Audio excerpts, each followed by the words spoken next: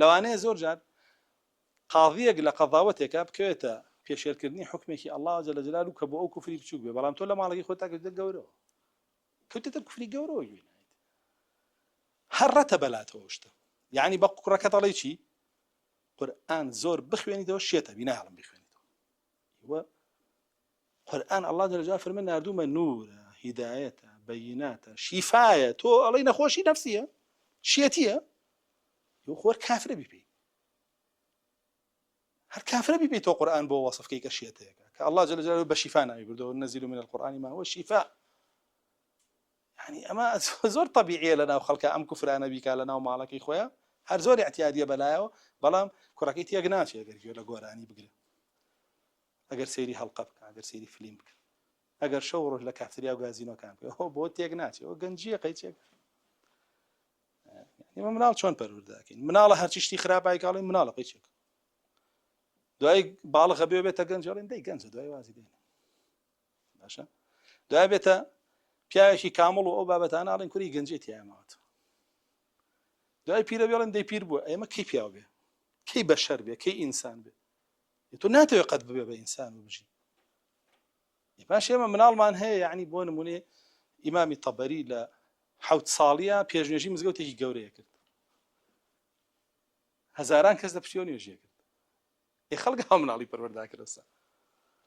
ئەی ئیمامی شافعی لە 7 ساڵیە قورئانی لەبەر بوو، ئەی بەڕاستی تۆ بێنە لە 5 ساڵیە فتوایە، هەرچی عالمیە و منطقە بۆ حیجاز بوو ئیجازەیاندا فتوا بە، تۆ مناڵەکە یعنی کەی والیەکەی نوێش بکە، بابە مناڵم بە فتوا بە، کەی وای لێکی درۆنەکە، کەی وای لێکی مدمینی مۆبایل و ئایپاد نەبێ. بەڕاستی ئەمان هەمووی ئەحکامی الله جل جلاله هەمووی ڕووی لە تۆ کردووە، تۆ بۆ پێش هێلێکی تۆ بۆ گوێی پێ نایە، یعنی کۆمەڵێ ئەحکام هەیە لەناو قورئان و سنەدا کە ڕوەکاتە تۆ و تۆ وا نەزانی تۆ ڕاعی نیت. كلكم راعي وكلكم مسؤول عن رعيته. رسول الله صلى الله عليه وسلم كبر برسياريتي دياريك لحاكمي ولاته وفيها تاشوه، والرجل راع في بيته ومسؤول عن رعيته، والمرأة راعية في بيت زوجها ومسؤول عن رعيتها. تاسر دايكو باوكك باوك لما لك خويا حاكمه برپرسا برسياري ليكريت شلون مالو بربريوا دايق لمالي ميردكا برسياري ليك لروج قيامتات شلون منالانو پروردك يهروك شلون لحاكمي ولاتيش برسيارك انجا دعايشه فرمين نا تاك بتاقيشتان راعي وكلكم راع وكلكم مسؤول عن رعيته. تاك بتاك جننيه مسؤوليه برسي لاخوت. رسول الله صلى الله عليه وسلم نافرم بي هيج عبدنا جول لروج قيامتات تا شوار برسياري لينكري یەکەمیان تەمەنە بەچی بەسەر بردووە، گەنجی بەچی بەسەر بردووە، ماڵت چۆن پیا کردووە، لە چیا سەرفێ کردووە، ئەو عیلمەی هەت بۆ چۆن بەکارهێنا، دەی مەسئولی لەو چوار پرسیارەوە بزانم لێی دەرەچی لە قیامەتە.